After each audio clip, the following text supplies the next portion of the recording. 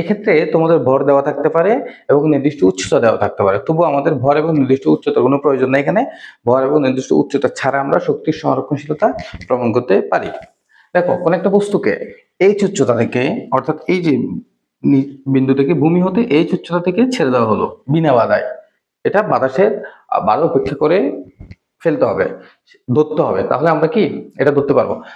বিনা বাধায় কোন একটা বস্তুকে কি করা হয়েছে, একটা নির্দিষ্ট উচ্চতা থেকে ছেড়ে দেওয়া হয়েছে, সেক্ষেত্রে এটা শক্তির সংরক্ষণশীলতা আমাদের বের করতে হবে। অর্থাৎ এ বিন্দু, বি বিন্দু এবং সি বিন্দুতে মোট শক্তি সমান থাকলে আমাদের শক্তির সংরক্ষণশীলতা নিতে মানে, না হলে মানে না। আর এটা সবসময় শক্তি সমান থাকবে সেটা আমাদের প্রমাণ করতে হবে। তাহলে দেখো, এ বিন্দুতে, এখানে কয়টা শক্তি থাকবে আমাদের, বিয়োগ শক্তি এবং গতিশক্তি থাকবে। কোনো একটা নির্দিষ্ট বস্তু সোজা উপর দিকে নিক্ষেপ করলে এবং বা কোনো একটা নির্দিষ্ট উচ্চতা থেকে ছেড়ে দিলে তাহলে আমাদের কি থাকবে, তার গতিশক্তি এবং বিয়োগ শক্তি। তাহলে আমরা বিয়োগ শক্তি বের করি। কি শক্তি, এ বিন্দুতে বিয়োগ শক্তি, এ বিন্দুতে বিয়োগ শক্তি কত হবে আমাদের, এম জি, মোট উচ্চতা কত, এইচ, এম জি এইচ। অর্থাৎ বিয়োগ শক্তি আমরা হিসাব করার সময় সেটা ভূমি থেকে কত উচ্চতা আছে সেটা হিসাব করতে হবে। এর আগের ম্যাথগুলোতে আমরা তা দেখাছিলাম। তাহলে বি তো করলাম, তাহলে টি এ গতিশক্তি কত হবে, গতিশক্তিটা হবে যে half of M V square. ভিটা কি এখানে, এভি এখানে কিন্তু ব্যাগ, এভিটা এখানে কি ব্যাগ, বুঝতে হবে। এভিটা হচ্ছে তো, ভি হচ্ছে কি বিভব শক্তি, পটেনশিয়াল এনার্জি, আর ভি এখানে ব্যাগ। তাহলে এখানে এই বিন্দুতে ব্যাগ কত ছিল, 0 ছিল আমরা জানি। তাহলে কত হবে, এটা 0 হলে পুরোটার মান কত যাবে, 0। এটা হচ্ছে যে mgh জুল, এটা হচ্ছে 0 জুল। তাহলে মোট শক্তি কি, মোট শক্তি সমান কি, ই এ ইকুয়াল টু হচ্ছে যে V A plus T A, all together কত হবে, mgh plus 0 equal to mg H. এটা হচ্ছে আমাদের কোন বিন্দুতে, এ বিন্দুতে কিন্তু আমরা কি বের করে ফেলছি, মোট শক্তি বের করে ফেলছি। এরপর আমরা এটা বের করব বি বিন্দুতে, B A, B A, B বিন্দুতে কি শক্তি, সরি বি এ না, বি বি এম জি কি হবে, এই যে এই বিন্দু পর্যন্ত উচ্চতা কত, BC, M G B C. এটাকে তুমি এক্স ধরে নিতে পারবা চাইলে, বিসি ধরলে কোনো প্রবলেম নাই। এমজি বিসি এটা হচ্ছে আমাদের কি বিয়োগ শক্তি। তাহলে টিভি কত হবে, গতিশক্তি, half of M V, B বিন্দুতে কি ব্যাগ, ভি বিন্দুতে ব্যাগ, আমরা এটাকে বি দেওয়ার প্রয়োজন নাই, তোমরা এটা বুঝবা, হাফ এম ভি স্কোয়ার। এইখানে দেখো তো, এখানে কিন্তু ব্যাগ আছে, একটা নির্দিষ্ট উচ্চতা সে নির্দিষ্ট দূরত্ব সে অতিক্রম করছে না, তাহলে তার কিন্তু একটা নির্দিষ্ট কি আছে, ব্যাগ আছে। তাহলে এটা half of M B square, মানে কি আমরা সূত্র জানি, ই স্কোয়ার পরন্ত বস্তুর বেলায় 2gh, বুঝতে পারছি। তাহলে half of M into U square plus 2gh, এখানে ইউ কি শূন্য, তাহলে হচ্ছে half of M into 2gh, 2 কাটা, তাহলে mgh। এর এই এসটা কি, এই এসটা কি, এখানে আমি যেখানে এস লিখলাম এই এসটা এখানে কি বলো, এই এসটা কি, ইউ স্কয়ার প্লাস 2gh, সরণটা কতটুকু সেটা, তাহলে 2g এখানে কি হবে ab, তাহলে এখানে কি হবে half of M B square, মান এখানে কি হবে 2g ab, half of M 2g ab। তাহলে আমাদের 2 কাটা, উপরের নিচে 2 কাটা, তাহলে এম জি ইন্টু এবি থাকে, আমাদের কি থাকে এম জি ইন্টু এবি। তাহলে মোট শক্তি কত হবে এখানে, মোট শক্তি আমরা এটাকে একটু মিনিমাইজ করি, এখানে থাকে এটা, ঠিক আছে। তাহলে কোন বিন্দুতে, বি বিন্দুতে মোট শক্তি টি ই বি, বি বিন্দুতে মোট শক্তি হচ্ছে কি T B plus V B. তাহলে টি বি ছিল কত আমাদের এমজিবিসি, গতিশক্তি না বিয়োগ শক্তি ছিল কি এমজিবিসি, আর গতিশক্তি ছিল কি এমজি এবি। এখন দেখো তো,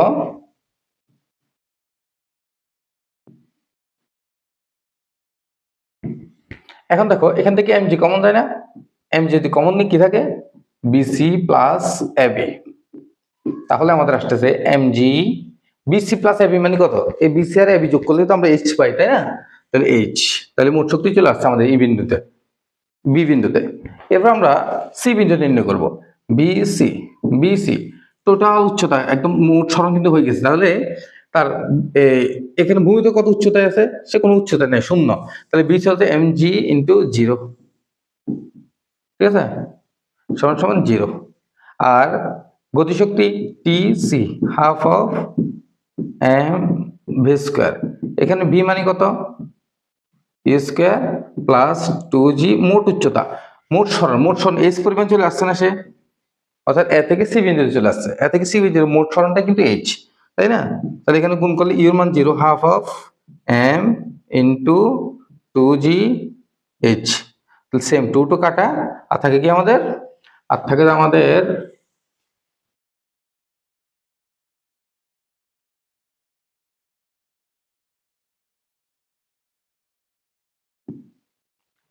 থাকবে কত? mg h, বুঝতে পারছি? তাহলে মোট শক্তি কত? সুতরাং মোট শক্তি সি বিন্দুতে কত হবে? টিসি প্লাস ভিসি সমান সমান mg h, কারণ একটা তো শূন্য। তাহলে আমাদের কোন বিন্দুতে? বি বিন্দুতে। ই বিন্দুতে মোট শক্তি কত? সরি, ই বিন্দুতে মোট শক্তি হচ্ছে কত? mgh। বি বিন্দুতে মোট শক্তি কত? এই বি বিন্দুতে মোট শক্তি আমাদের mgh বেড়েছে, ঠিক না? বি বিন্দুতে মোট শক্তি বেড়েছে কত? mgh। তারপরে এ বিন্দুতে মোট শক্তি mgh। এ হচ্ছে আমাদের পরন্ত বস্তুর ক্ষেত্রে আমরা শক্তি সংরক্ষণশীলতা যেভাবে প্রমাণ করব। এভাবে প্রমাণ করার পরে তোমরা চাইলে মানগুলো বসাই দিতে পারো, এম এর মান, জি এর মান আর এইচ এর মান বসাই দিলে তোমরা সহজেই প্রমাণ হয়ে যাবে। কিন্তু তোমরা যদি প্রত্যেকটাকে কি ক্যালকুলেট করে বুঝাইতে চাও বা মানগুলো বসাইতে চাও, তাহলে তোমাদের হিউজ পরিমাণ টাইম লাগবে এবং ক্যালকুলেশনও ভুল হবে এবং সময়টা তো বেশি লাগবেই। যাই হোক, এরপরে নিক্ষিপ্ত বস্তুর ক্ষেত্রে কি হবে বিষয়টা? একটা বস্তুকে নিক্ষেপ করা হয়েছে, তাহলে তার শক্তির সংরক্ষণশীলতা কিভাবে আমরা বের করব? এটাও খুবই সহজ। প্রথমে দেখো, যখন নিক্ষেপ করলাম এটাকে ইউ আদি ব্যাগে নিক্ষেপ করা হয়েছে, নিক্ষেপের সময় তো আর ব্যাগ শূন্য থাকবে না, একটা ইউ আদি ব্যাগে নিক্ষেপ করা হয়েছে। তাহলে তার এখানে সি বিন্দুতে আমরা হিসাব করি, সি বিন্দু, এ বিন্দু, বি বিন্দু, তিনটে বিন্দুতে সেম হিসাব করবো। সে তাকে ধরে নিলাম আমি এ পর্যন্ত উঠছে বা তার চেয়ে বেশি উঠছে, আমরা এই তিনটে বিন্দুতে হিসাব করবো। তাহলে সি বিন্দুতে টি সি গতিশক্তি half of M U square, গতিশক্তি শেষ। বিয়োগ শক্তি কত হবে? বিসি 0, কারণ কি তার ভূমি থেকে কোনো উচ্চতায় নাই, সে কি 0 উচ্চতায় আছে, তো বিসি কত আসবে? 0। এটা mg ইন্টু 0 এর আগেও দেখাইছি, সেভাবে তোমরা করে নিবা। তাহলে মোট শক্তি ই সি ইকুয়াল টু কি হবে? Half of M E square plus 0 সমান সমান কি হবে? Half of M E square. এটা হচ্ছে আমাদের কি এই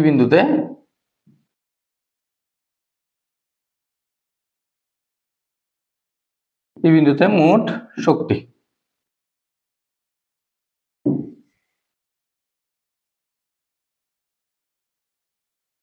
আমরা ইজি করে লিখি E C equal to half of M E square plus 0, এটি কি হবে? Half of M E square. এটা হচ্ছে আমাদের এই বিন্দুতে মোট শক্তি, বুঝতে পারছি? তারপরে কি বের করবো আমরা?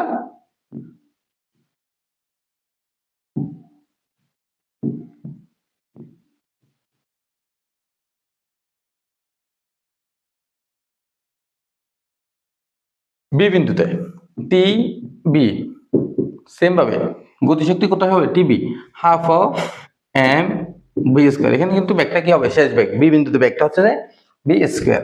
তাহলে এখানে বি স্কয়ারের মান কত? আমরা জানি half of M B square equal to U square minus 2gh। H কত এখানে? বিসি, বিসি, বুঝতে পারছি? এইচ কত এখানে? বিসি। এরপর গতিশক্তি কত?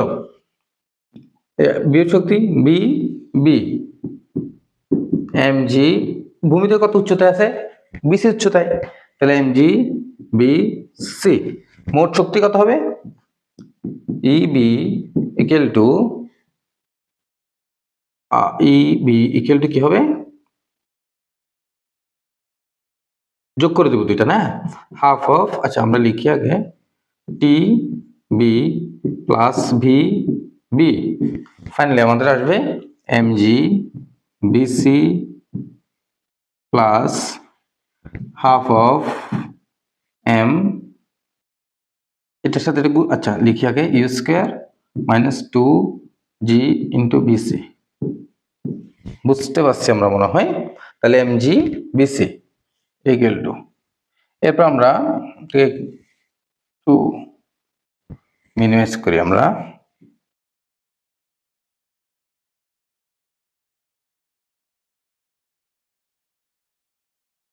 আশা করি দেখা যাবে। তারপরে দেখো এখানে টিবি, তাহলে সমান সমান কত হবে? এখানে এমজিবিসিটা থাকলো, এমজিবিসি প্লাস হাফ এম দিয়ে গুণ করে দিলে হাফ এম স্কয়ার, তার প্লাস হচ্ছে minus half M 2g into BC. এখানে কিন্তু এর মান শূন্য না, মাথায় রাখতে হবে। যদি এর মান শূন্য বসাই দাও তাহলে কিন্তু ম্যাথ আবার ভুল হয়ে যাবে তোমাদের। এই টু কাটা, টু কাটা হলে এখানে থাকে কত আমাদের? MG BC plus half of M square minus MG BC.